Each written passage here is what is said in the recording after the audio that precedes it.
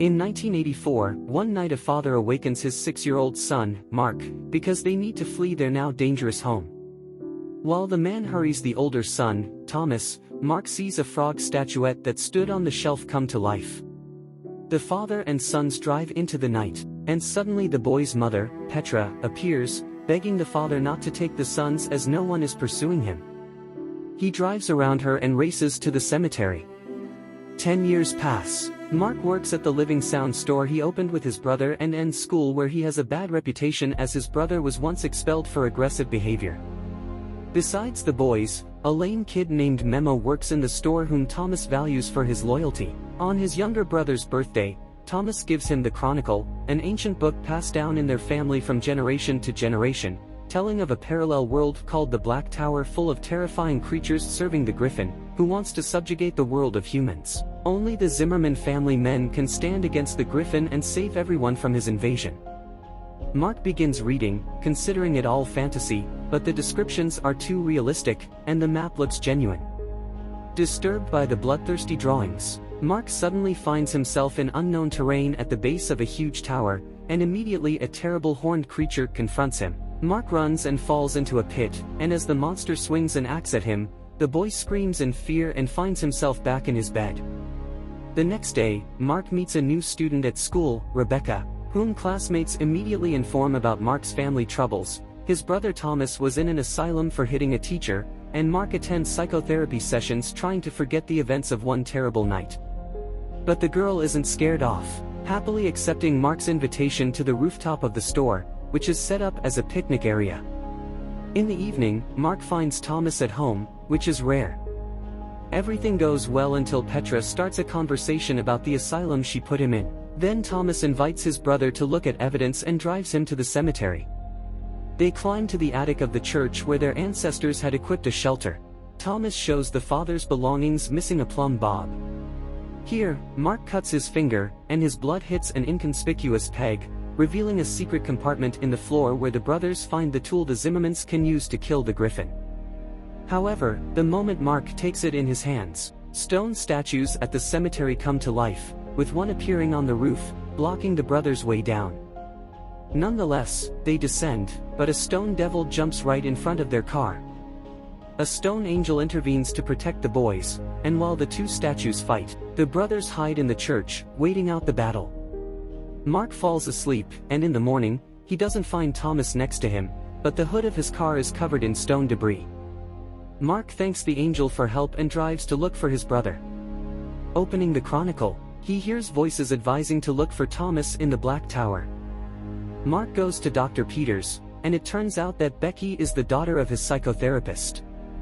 Mark drives to the store, but his brother isn't there either. The boy opens the Chronicles and finds information about a portal located in the church, but then he gets scared by an unknown insect and ends up in a dense forest. Meanwhile, Memo, seeing that the brothers aren't in the store, calls their mother Petra, who immediately rushes to the police and reports the children missing. Mark finds Thomas, who rejoices that his brother has finally seen the truth, but learning that he simply teleported here, he concludes that his brother is a wanderer between worlds. In the morning, Thomas wakes his brother because nearby appear slave hunters. The boys run, but Thomas is wounded and captured, while Mark teleports to the store, terrifying Becky and Memo. Friends ask him to tell them everything, and he finally agrees.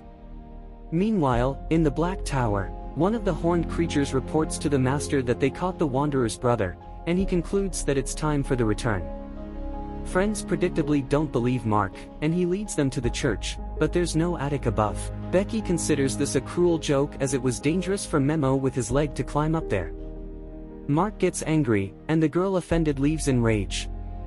Mark hits the stone base of the statue, and these blows resonate in the caves of the Black Tower. At night, Mark goes to Memo because he needs help searching for his brother, and although he considers the boy crazy, he goes with him to the portal in the church. The boys follow the instructions from the book and find a door with signs in the basement. Mark performs the necessary manipulations, and the door opens. Astonished, Memo goes there and immediately notices that his vision has become normal, and his leg no longer hurts. While the boy rejoices, the passage closes.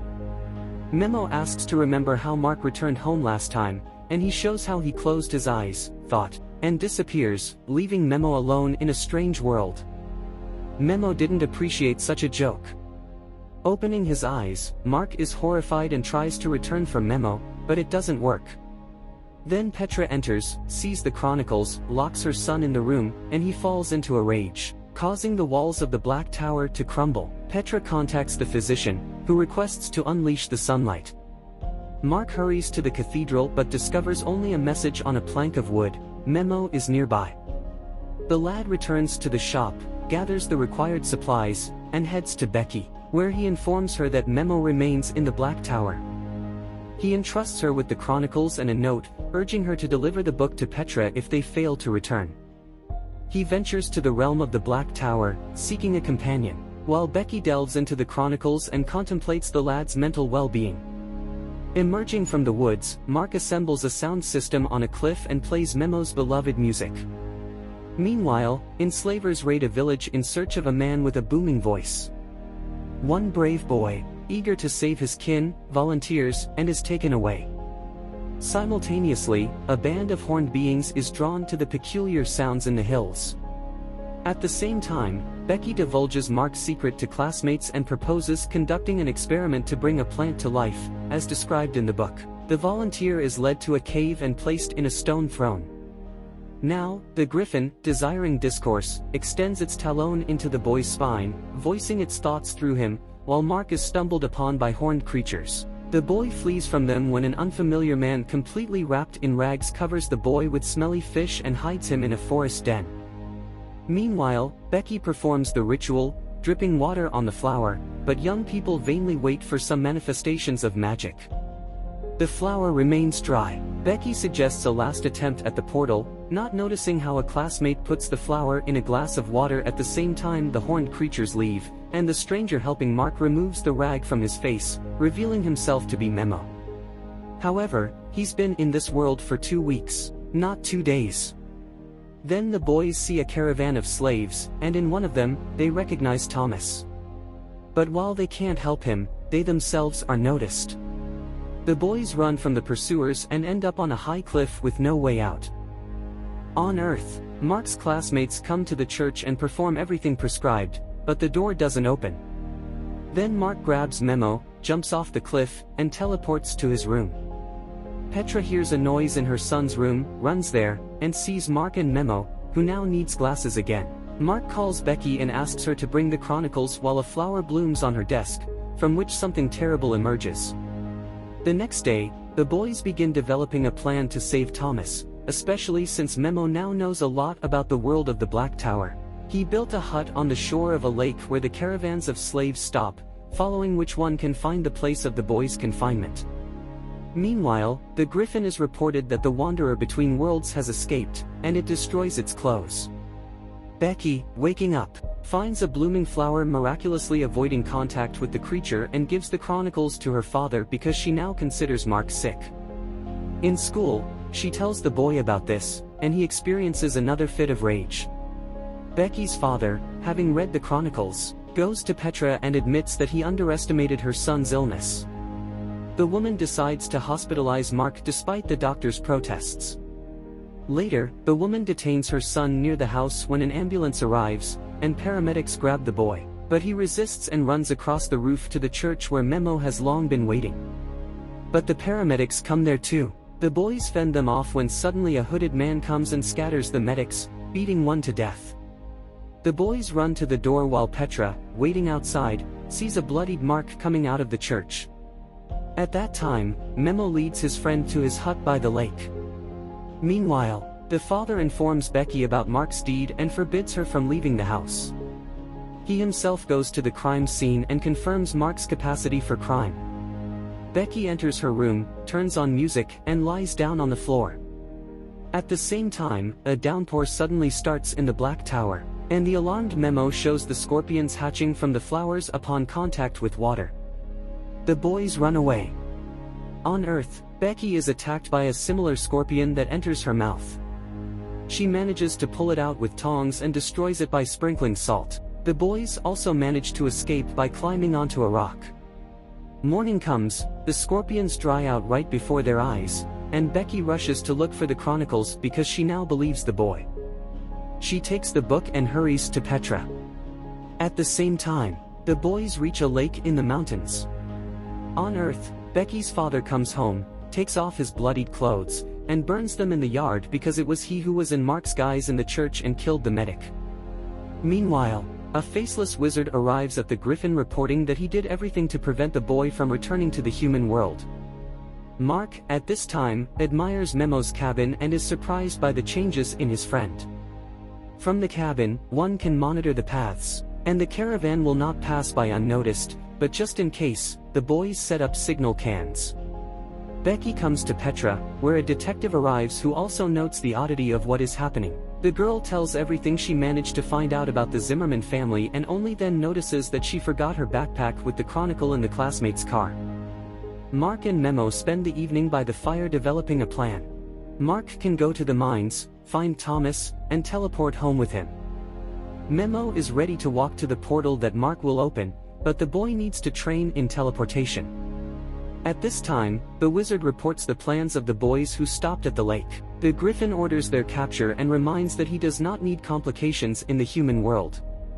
Yet in the morning, Mark wakes up feeling someone's presence and going to the shore hears the screams of a fish which Memo catches and guts. Mark remembers how and where he teleported and begins training. At the same time, a messenger from the Black Tower comes to Dr. Peters's house, telling about Mark's appearance. The doctor is proud of himself because it was he who prepared the boy, invoking the necessary rage in him and cutting off his way to the world of people. After seeing off the guest, the doctor goes to Becky's room and discovers that she has disappeared. He gathers dust in her room and tasting it learns about everything she did during the day. Then he goes to a youth party where the girl went to get her backpack back.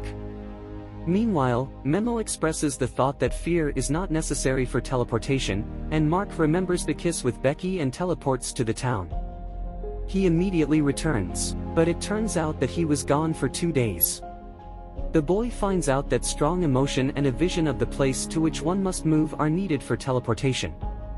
At this time, Becky finds her water-soaked backpack in the kitchen and opening the book sees a bloomed flower. The girl realizes the threat looming over those present, takes a pack of salt, and goes to track down the monster in the other world.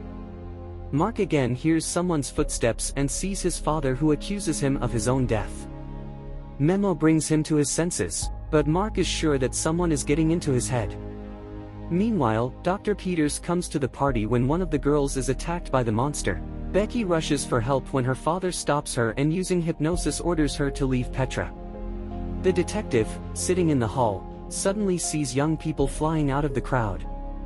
Then screams are heard, and everyone runs away. In the middle of the hall remains an incomprehensible creature resembling a many-legged scorpion. The detective pulls out a gun, but the monster attacks him, knocking the weapon out. Then Petra picks up the pistol and saves the detective. Then the doctor enters the hall, and the killed millipede turns into a bear. In the morning, Mark wakes up again from the screams of the fish, and in irritation, argues with Memo, but his box of nails, which he uses to remove anger, turns out to be empty. He runs out to the shore where Memo teases him and throws the nails into the lake. Then he reminds him of his father, saying that he is to blame for his death. In a rage, Mark hits Memo, thereby collapsing the walls of the Black Tower. The Gryphon sends hunters after him. Meanwhile, Memo collects firewood and returning to the lake sees Mark hitting another Memo. He touches the body, and it suddenly scatters, but the traces in the sand betray the direction of his run. Memo throws a stick and stuns the faceless wizard who disguised himself as Memo. The boys tie him to a cot, and he tries to deceive them, alternately taking the forms of their fathers. Only under the threat of fire does the wizard admit that he is Mummet, a creature capable of recreating thought and showing what people want to see. He did everything at the behest of the Gryphon because he feeds on Mark's hatred. At that moment, the signal of the caravan's arrival sounds, and in the town, they investigate an accident. Although no one can understand how the circus bear got out of the cage, the detective asks Petra for a conversation and tells her that after her husband's self-immolation, they did not find a trace of his body. He was taking antidepressants, thanks to which he was able to see the true face of the prosecutor, and it was not human. The case was slowed down, and today they both saw a monster, not a bear, so they need to look for the chronicles. At the same time, the doctor brings Becky to her senses, and she remembers the story about the mams who served the Gryphon, to which her father reacts very aggressively, which makes the girl suspicious. The doctor locks her up. Mark and Memo follow the trail of the Horn squad to the mine where people work. The commander of the Horn reports to the mine overseer about the failure of their mission and receives an order to process the tunnels with Tarot. Mark tries to find Thomas and turns on the music system. The brother raises his hand, but the Horned ones immediately take him into the mine. Mark suggests waiting for darkness. At night, the boys say goodbye and Mark teleports while Memo distracts the guard. The boy finds his brother, but it turns out that the tar prevents teleportation. Thomas admits he was used as bait. They even left him a plumb line. This means that the Gryphon is ready to attack the human world using Mark's power. At the same time, Memo runs to the portal leading away the Horned squad. While the brothers argue about who will fight the Gryphon, Mark shows his superiority by breaking through the cave wall with a plumb line. The brothers run away, but Memo falls into an ambush and loses fingers on his hand. Mark and Thomas catch up with the squad and, having killed one of the Horned ones, find the injured Memo, learning about the escape of the Wanderer. The Gryphon emerges from his hiding place and flies in the footsteps of the people who, at that time, are driving to the portal in a captured cart. But at the very door, Thomas suddenly demands that Mark give him the plumb line. He refuses, and Thomas forcibly takes it. Then the Gryphon appears above them. At this time, the detective and Petra take Becky out of the house, ignoring her father's protests. Mark comes to his senses and hears Thomas's voice from the mist. He picks up the plumb line he threw and realizes that his brother was captured by the Gryphon. At that time, Petra, the detective, and Becky are trying to open the portal, and the Gryphon calls Mark to battle, fueling his hatred. But the boy suddenly remembers his father's advice, calms down, and refuses to fight while Petra opens the portal. Becky manages to pick up Memo when Mark sees the enraged Gryphon and wounds him with a plumb line, forcing him to drop Thomas. The boys drag him into the passage and close the door in the monster's face. Meanwhile, a Mimit in the guise of Dr. Peters kills another Mimit who will now work on Earth instead of him. It turns out that Dr. Peters is a Mimit in human form, and in the church. He killed the medic while in the guise of Mark so that the police would look for the boy and he could not return to the world of people. Sometime later, Petra comes to her sons in the hospital and asks for forgiveness for mistrust, but now she has seen everything herself, and together with the detective, is ready to support them. Mark thanks Memo for everything, goes to Becky, and having kissed her, teleports her to the lake shore, while new Horned ones are born from stones in the cave.